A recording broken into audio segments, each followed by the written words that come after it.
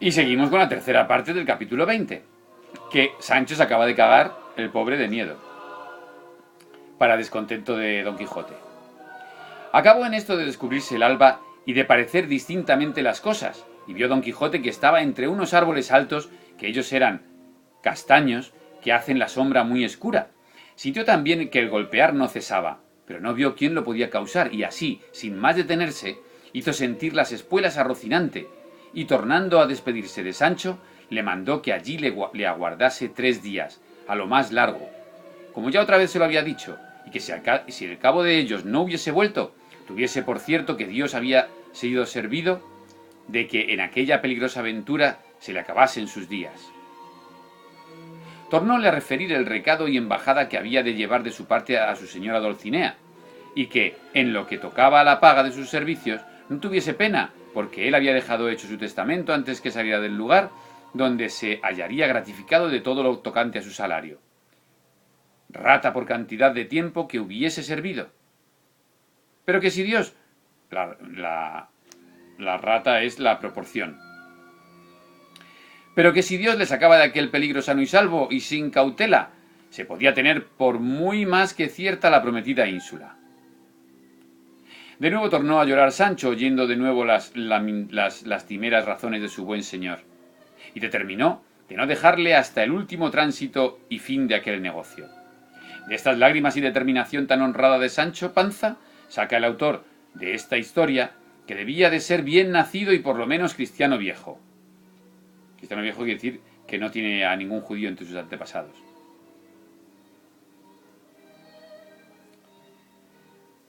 Cuyo sentimiento enterneció algo a su amo, pero no tanto que mostrase flaqueza alguna. Antes, disimulando lo mejor que pudo, comenzó a caminar hacia la parte por donde se le pareció que el ruido del agua y del golpear venían. Seguíale Sancho a pie, llevando como tenía de costumbre el cabestro a su jumento, perpetuo compañero de sus prósperas y adversas aventuras, y habiendo andado una buena pieza por entre aquellos castaños y árboles sombríos, dieron en un pradecillo que al pie de unas altas peñas se hacía, de las cuales se precipitaba un grandísimo golpe de agua. Al pie de las peñas estaban unas casas mal hechas que más parecían ruinas de edificios que casas, y de entre las cuales advirtieron que salía el ruido y estruendo de aquel golpear que aún no cesaba. Alborotóse Rocinante con el estruendo del agua y de los golpes, y sosegándole Don Quijote, se fue llegando poco a poco a las casas, encomendándose de todo corazón a su señora, suplicándole que en aquella temerosa jornada y empresa le favoreciese, y de camino se encomendaba también a Dios, que no le olvidase. No se le quitaba Sancho de al lado, el cual alargaba cuanto podía el cuello y la vista por entre las piernas de Rocinante por ver si vería ya lo que tan suspenso y medroso le tenía. Otros 100 pasos serían los que anduvieron cuando, al doblar de una punta, pareció descubierta y patente la misma causa, sin que pudiese ser otra de aquel horrísono y para ellos espantable ruido que tan suspensos y medrosos toda la noche los había tenido, y eran... que nos tiene ahí con un intríngulis, a ver qué es ese ruido, que lleva todo el capítulo, y eran, si no lo has, oh lector, por pesadumbre y enojo, o sea, como diciendo, ya te habrás imaginado, lector, lo que era, 6 mazos de batán, que con sus alternativos golpes aquel estruendo formaban. Un batán era una cosa supermoderna, era una industria que hacía que el agua caía desde arriba y movía una rueda que levantaba unos palos, pom, pom, pom, y les hacía mover esos palos y daban golpes en la lana para batanear la lana, precisamente. Entonces Cervantes, todas las cosas supermodernas, que eran los molinos, que era una cosa supermoderna, los batanes, que era una cosa supermoderna también, era cuando España empezaba a industrializarse en el siglo XVI. Luego ya se acabó todo. Cuando Don Quijote vio lo que era, enmudeció y pasmóse de arriba abajo. Miróle Sancho y vio que tenía la cabeza inclinada sobre el pecho con muestras de estar corrido. Corrido es como avergonzado. Miró también Don Quijote a Sancho y vióle que tenía los carrillos hinchados y la boca llena de risa, con evidentes señales de querer reventar con ella.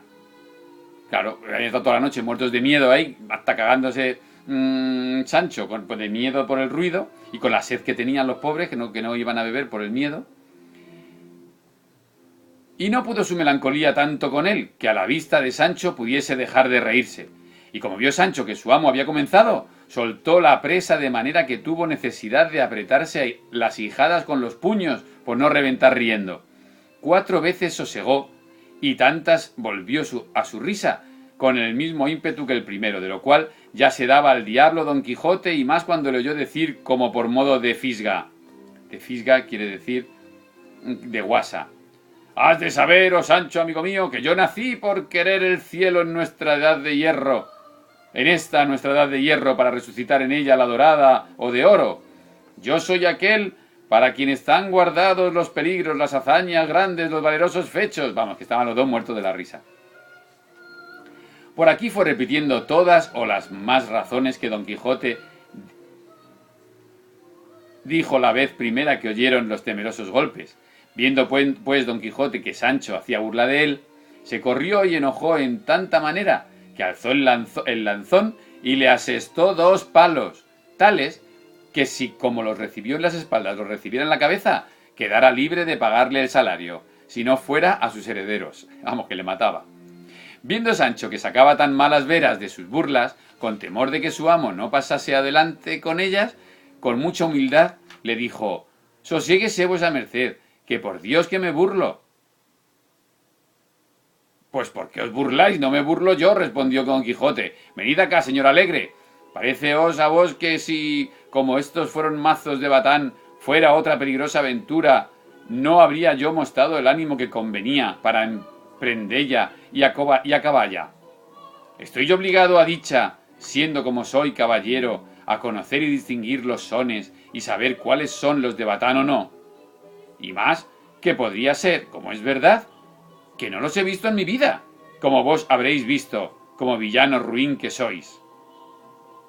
Criado y nacido entre ellos». Claro, la cosa de los caballeros no habían visto nada de la cosa industrial. «Si no, haced vos que estos 6 mazos se vuelvan en 6 jayanes». 6 jayanes quiere decir gigantes. «Y echádmelos a las barbas uno a uno y todos juntos, y cuando yo no diere con todos patas arriba, haced de mí burla que quisiéredes». «No haya más, señor mío», replicó Sancho, «que yo confieso que he andado algo risueño en demasía, pero dígame vuesa merced, ahora que estamos en paz, así Dios le saque de todas las aventuras que le sucedieren tan sano y tan salvo como le ha sacado de esta. No ha sido cosa de reír, y lo es de contar el gran miedo que hemos tenido. A lo menos el que yo tuve, que de vuesa merced ya yo sé que no le conoce, ni sabe qué es temor ni espanto. No niego yo», respondió Don Quijote, «que los que nos ha sucedido no sean cosa digna de risa, pero no es digna de contarse, que no son todas las personas tan discretas que sepan poner su punto a las cosas». «A lo menos», respondió Sancho, «supo vuesa merced poner en su punto el lanzón, apuntándome a la cabeza y dándome en las espaldas, gracias a Dios y a la diligencia que puse en ladearme. Pero vaya, que todo saldrá en la colada, que yo he oído decir, ese te quiere bien, que te hace llorar. El que bien te quiere, te hará llorar. Y más que suelen los principales señores, tras una mala palabra que dicen a un criado, darle luego unas calzas, aunque no sé lo que le suelen dar tras haberle dado de palos, si ya no es que los caballeros andantes dan tras palos ínsulas o reinos en tierra firme. Vamos, que después de darle un palo por lo menos podía disculparse. «Tal podría correr el dado», dijo Don Quijote, «que todo lo que dices viniese a ser verdad, y perdona lo pasado, pues eres discreto y sabes que los primeros movimientos no son en mano del hombre, y está advertido de aquí en adelante en una cosa, para que te abstengas y reportes en el hablar demasiado conmigo, que cuantos libros de caballerías he leído, que son infinitos, jamás he hallado que ningún escudero hablase tanto con su señor como tú con el tuyo. Y en verdad que lo tengo a gran falta, tuya y mía, tuya en que me estimas en poco, mía en que no me dejo estimar en más. Sí, que Gandalín, escudero de Amadís de Gaula, Gandalín, conde fue de la ínsula firme, y se lee de él que siempre hablaba a su señor con la gorra en la mano, inclinada la cabeza y doblado el cuerpo more turquesco, a la forma turca. Pues ¿Qué diremos de Gasabal, escudero de don Galaor, que fue tan callado que para declararnos la excelencia de su maravilloso silencio, sólo una vez se nombra su nombre en toda aquella tan grande como verdadera historia?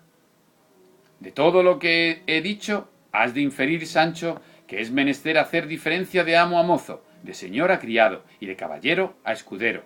Así que desde hoy en adelante nos hemos de tratar con más respeto, sin darnos cordelejo, porque de cualquiera manera que yo me enoje con vos, ha de ser mal para el cántaro.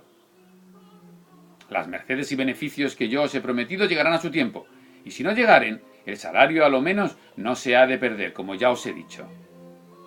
Está bien cuanto vuesa merced dice, dijo Sancho, pero querría yo saber si por acaso no llegase el tiempo de las mercedes y fuese necesario acudir al de los salarios, cuánto ganaba un escudero de un caballero andante en aquellos tiempos, y si se concertaban por meses o por días, como peones de albañil. No creo yo, respondió don Quijote, que jamás los tales escuderos estuvieran a salario, sino a merced. Y si yo ahora le he señalado a ti en el testamento cerrado que dejé en mi casa, fue por lo que podía suceder, que aún no sé cómo prueba en estos calamitosos tiempos la caballería, y no querría que por pocas cosas penase mi ánima en otro mundo, porque quiero que sepas, Sancho, que en él no hay estado más peligroso que el de los aventureros. Así es verdad, dijo Sancho, pues sólo el ruido de los mazos de un batán pudo alborotar y desasosegar el corazón de un tan valeroso andante aventurero como es vuesa merced. Más bien, puede estar seguro que de aquí en adelante no despliegue mis labios para hacer donaire de las cosas de vuesa merced, sino fuere para honrarle como a mi amo y señor natural. De esa manera, replicó don Quijote, vivirás sobre la haz de la tierra, porque después de a los padres, a los amos se ha de respetar como si lo fueran. Son divertidas las historias, ¿eh?